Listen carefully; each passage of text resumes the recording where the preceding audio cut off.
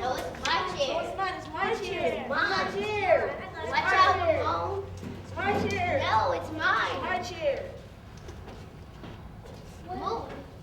Man, maybe we should just do calm.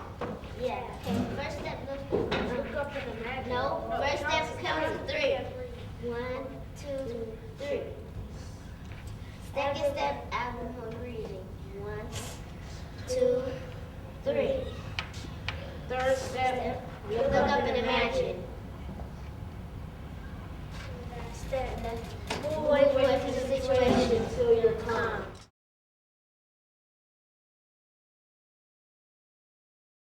I joined the Western Justice Center Foundation as a fellow in diversity and conflict resolution.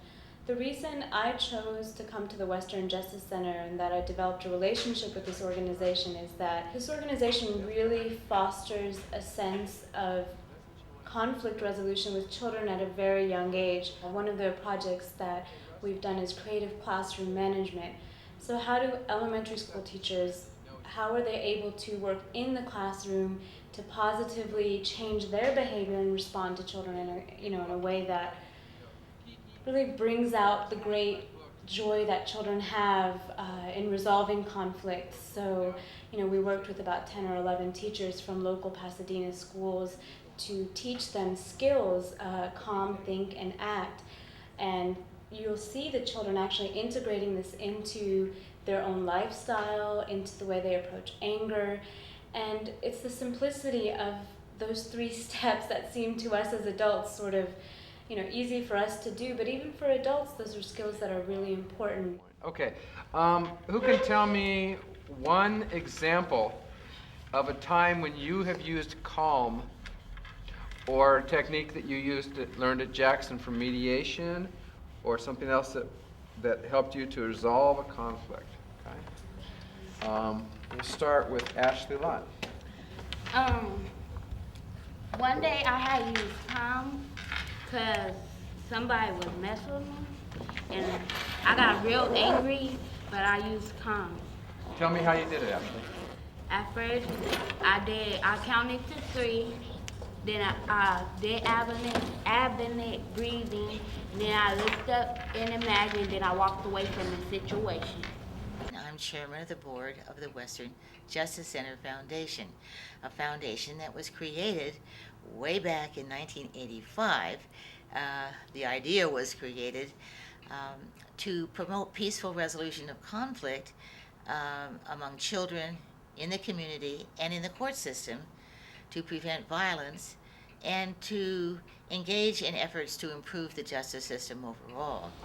Well, because we ran the program at Moore Park, and we were running the program as a pilot, and it was actually a school-wide program, so we were training parents and we were also having the teachers and the staff of the school involved. And there was peer mediation that's pretty common, and they were explaining to me about another group that was doing peer mediation. So we spoke to them and showed them what our curriculum was, and they in fact referred us to Western Justice when Western Justice wanted to have a program, a curriculum developed for the younger age, and to teach the basic premises of how their bodies work, how to develop the basic skills of empathy. So we've really developed a developmental program that's age appropriate, so the kids are learning the foundation, and as you were hearing from the teachers, that's really what they're giving them, is the skills, so that these are things that they can just continue to grow up with. Here we go. Where they are is some get that rules are rules and some don't. When they come to us, like complain about another child, usually the first thing we say, unless of course somebody's doing something really dangerous or really hurting either themselves or somebody else, but generally it's not that. It's, he called me this, he's not sharing, he's had it a long time, he's not letting me have a turn. The first thing we say is, so what did you say to him? Because we really want them to feel that they have the power to work this out. And that's what we encourage. It doesn't mean they are always going to do it. A lot of times they say, nothing. And I'll say, so do you want some help to talk to him? But that's what we're asking them to do because they're older, and that's, you can't just say use your words. That's really frustrating. That's usually the first thing we say is, so what did you say to her, when she said that? Or why, did you ask her for a turn? Because surprisingly, Sometimes they have them. They just want it to be their turn. Do you think that that's fair? What do you think would be a fair compromise? If you guys were to share, would that be okay with you, Alonso? Now it's your turn. So can we say like 5 minutes each person? Yeah. And now you're the good guy. Can I hold it? More? Do you want to turn with that? Yeah. Okay, can I hold it for just a moment? Sure. Thank you. Oh, sorry. I was happy. Yeah, I hear Nat saying that he was working with it. Oh, I could have this. Okay.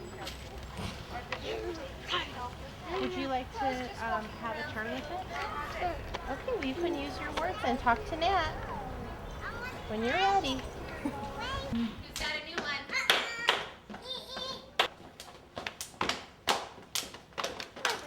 Just made it so clear that in a conflict, especially with children, a lot of the problem is just not really understanding each other. With kids who were 9 and 10, I always made them talk to each other, and I would moderate, and I would say, now what did you hear him say? Because it's amazing how they think he's saying something else, and to help children realize, and at this age it happens too. I hate it, but I do hear kids say, I'm telling. And it's not like we have big punishment. There's not much that's going to happen if they tell.